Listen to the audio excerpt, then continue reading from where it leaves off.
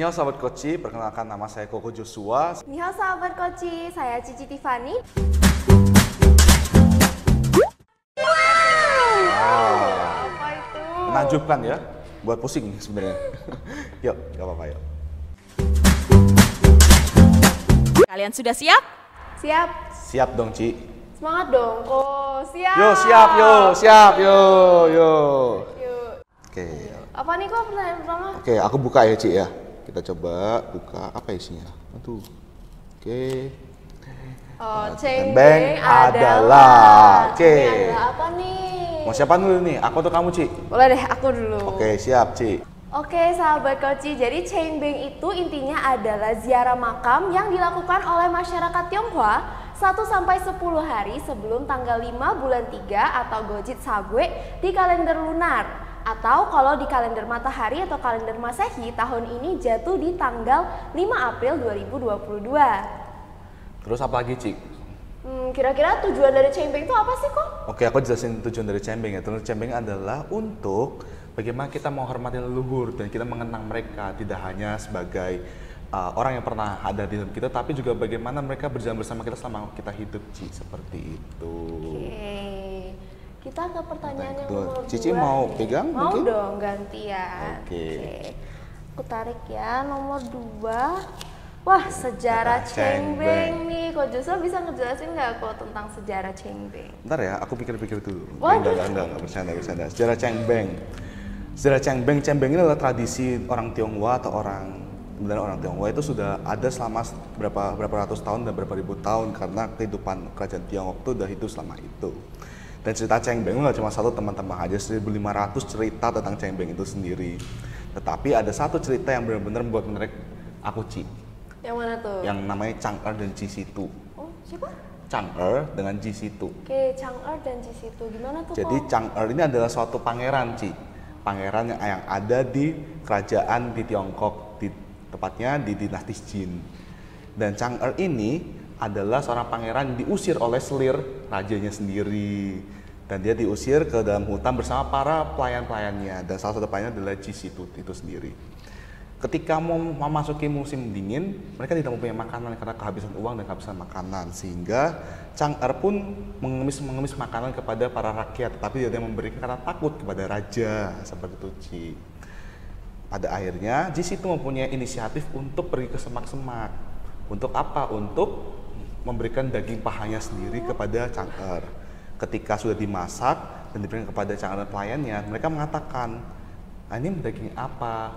Enak ya? Enak, padahal enak banget, katanya enak banget. banget. Ini daging apa? Dan di situ ngomong, oh ini daging paha saya.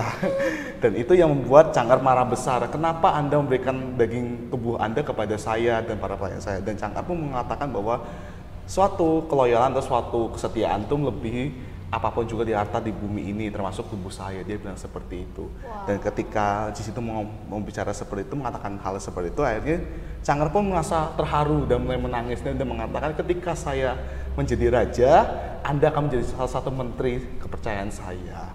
Pada akhirnya selirnya dari kerajaan raja itu berhasil diturunkan. Akhirnya Chang'er pun menjadi raja dan semua pelayannya yang berjalan bersama dia menjadi menteri dong, bener kan? Iya. Tetapi ada satu, Jisitu tidak mau menjadi menteri ketika itu, dan dia berkata, saya mau hidup tenang di gunung. Wah. Bersama ibunya. Tetapi Chang'er pun tetap marah.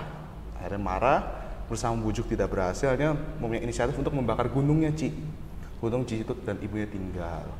Pada akhirnya gunungnya terbakar, Jisitu dan ibunya meninggal di bawah pohon willow. Dan Chang'er pun berkata, wah, saya melupakan apa kata-kata Jisitu tersebut, bahwa kesetiaan itu tidak berdasarkan nilai atau harga ataupun harta apapun di bumi. Jadi Cengbeng itu bagi Jisitu dan Chang'er adalah untuk apa? Untuk merefresh kembali ingatan bahwa kesetiaan itu masih ada, seperti itu, Ci. Wah, keren banget ya kok. Ini pertama kali loh aku dengar cerita sejarah Cengbeng ini. Mungkin sahabat Koci juga ya kayak gitu pertama kali. Oke, Ci. Terus kita buka yang ketiga. Ada apa nih yang ketiga? Ada ritual Cengbeng. Wah. Oh, oke. Aku mungkin bisa cerita nih kok Silakan, ke kok, sahabat silakan, Koci silakan. semuanya.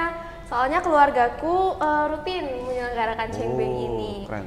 Jadi Cengbeng kan intinya kita ziarah makam ya, kita mengunjungi makam para leluhur dari yang paling tua sampai yang paling muda.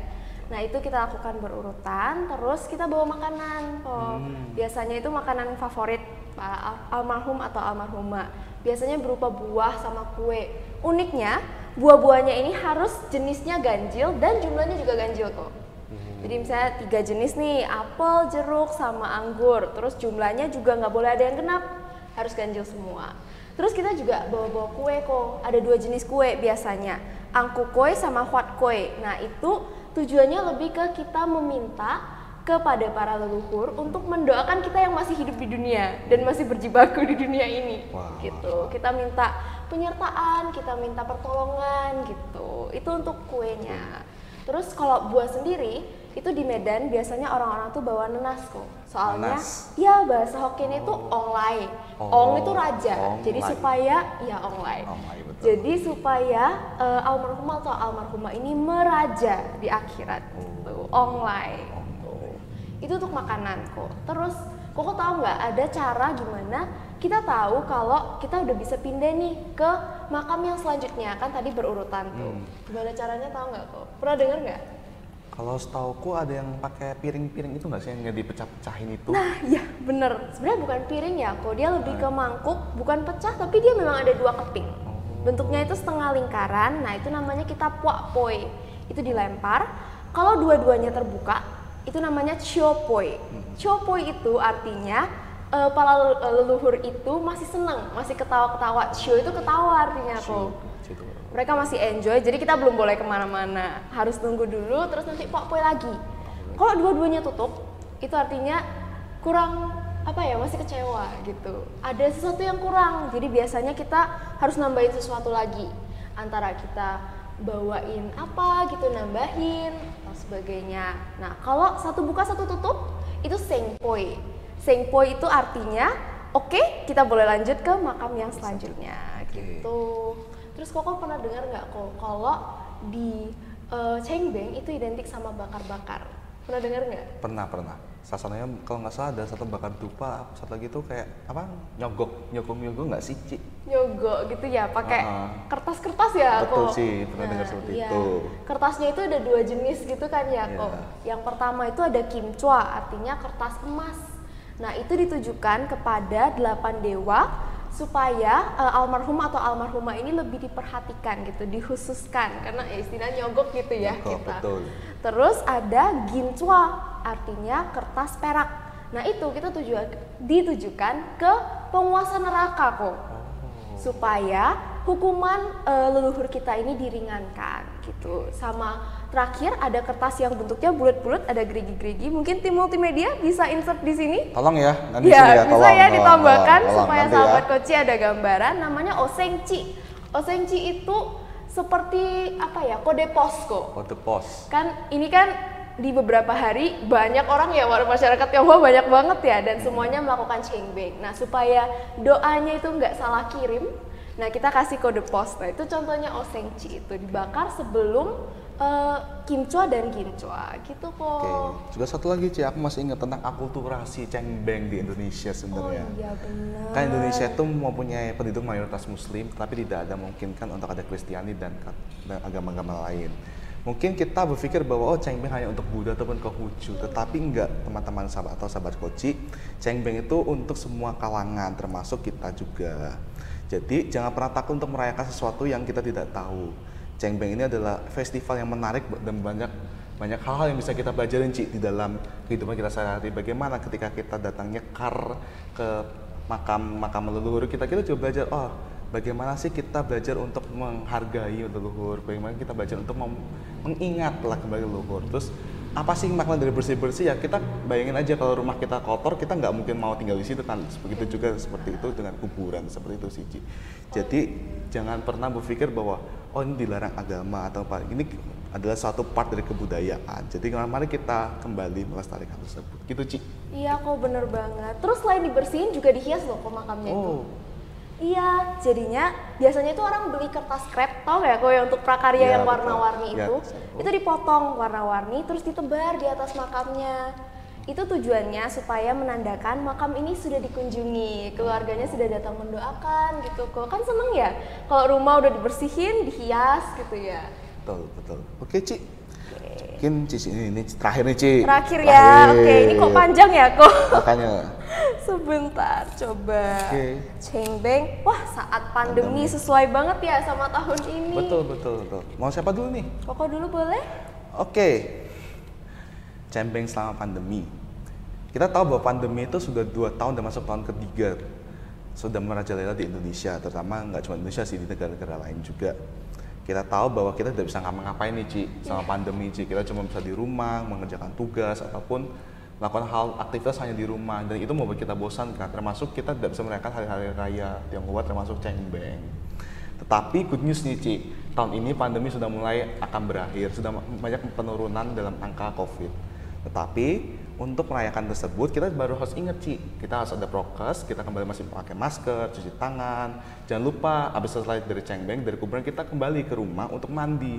Dalam budaya Tionghoa juga kan bahwa kita dari kuburan itu sawan, kita mesti akan diikuti atau ditempel sesuatu dari kuburan tersebut. Makanya kita harus bersih diri seperti itu, gitu sih, Ci. Mungkin Tiffany masih ada yang ditambahin? Ya bener sih ya kok. Mungkin tadi yang mandi tadi ya, itu selain dari juga tradisi kita setelah dari makam pulang ke rumah harus mandi bersih-bersih, bukan cuma untuk mengikuti tradisi tapi untuk kesehatan kita juga. Betul, Ci. Iya, bener banget kok. Oke, mau siapa dulu nih? Silakan. Wah, aku terus ya, tapi udah nggak apa-apa.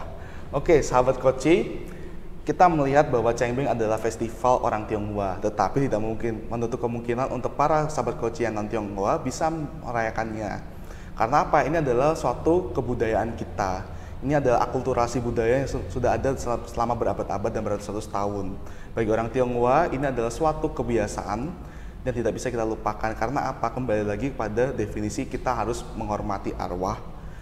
Dan kita harus mengenang biar apa? Biar arwah itu tenang di sana dan kita bisa melihat bahwa mereka berjalan bersama kita gitu loh, Ci. Dan ini adalah suatu budaya, suatu hal yang disebut kebinekaan. Seperti itu, Ci.